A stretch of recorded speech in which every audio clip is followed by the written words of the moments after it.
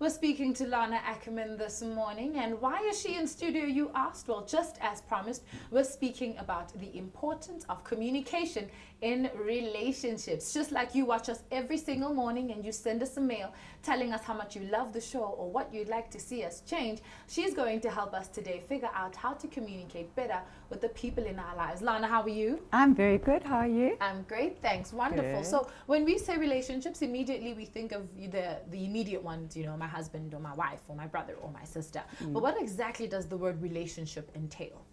Well, it's anybody who is in your life. So it could be in a work situation. It could be obviously with your children, with your animals, with whoever you have a relationship with that person. All right. And how you relate to them. Awesome. So now that we've defined relationships, let's define proper communication in a relationship. Ideally, what would that look like? Okay, so in an ideal world, you would really listen to the other person. When you stop communicating, war happens. And we stop communicating because we stop listening. We're so busy wanting to get our word in. We're wanting to defend ourselves. We want to be right, that we're not really listening. So the first port of call is to really listen to the other person, to hear what they're saying. Okay, very important. So how do I know if you're actually listening to me or if you're just waiting for me to finish so you can get your word in? Well, a very good technique to do is to mirror back what the other person is saying to you. So then you know that they really are listening, and it doesn't happen very often. All right, I got you. So now, what's like the most common cause for relationships going sour? Well, you know, when we first start any relationship, whether we start a new job or we employ somebody to work for us or we start a new romance, we've always got what is known as the romantic period. So we show our best part of ourselves to the other person. So we on our best behavior, they're on their best behavior, and everything is great because we're really trying to understand each other. So it's nice and romantic. But what happens is that we then get into the power struggle part of the relationship. So everybody wants to be right. And even if you're very shy and reticent and you're not voicing your opinion, there is a part of you inside that is being resentful. So you can become passive aggressive. Sheesh, okay, relationships kind of sound complicated. Relationships are very complicated. All right, so let's talk about this communication business. Say now two colleagues have had an argument. What are the steps we need to take to ensure that we communicate properly and we resolve whatever's going on between us?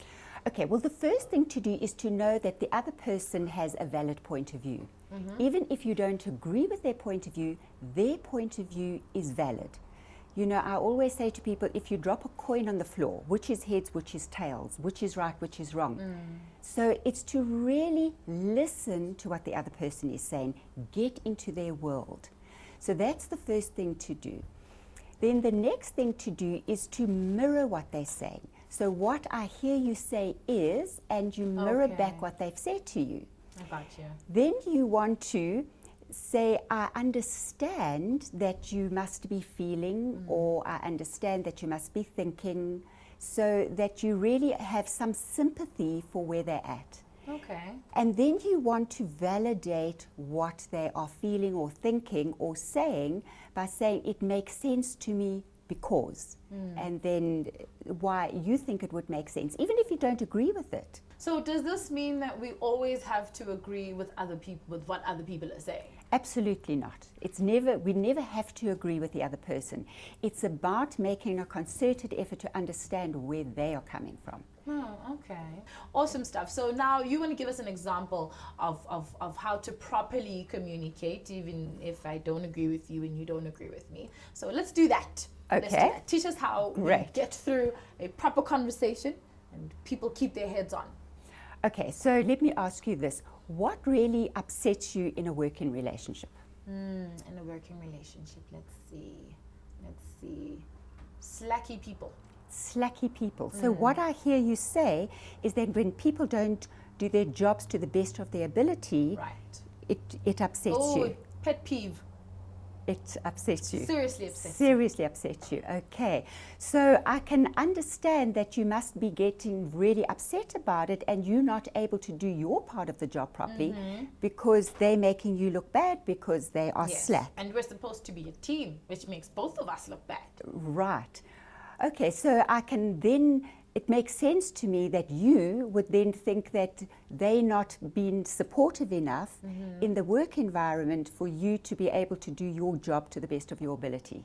Absolutely. That is so true. Okay, I Okay, like so that. when I say that, so when I'm validating what you're saying, how does it make you feel? It makes you feel a lot better. It is actually nice to talk about it.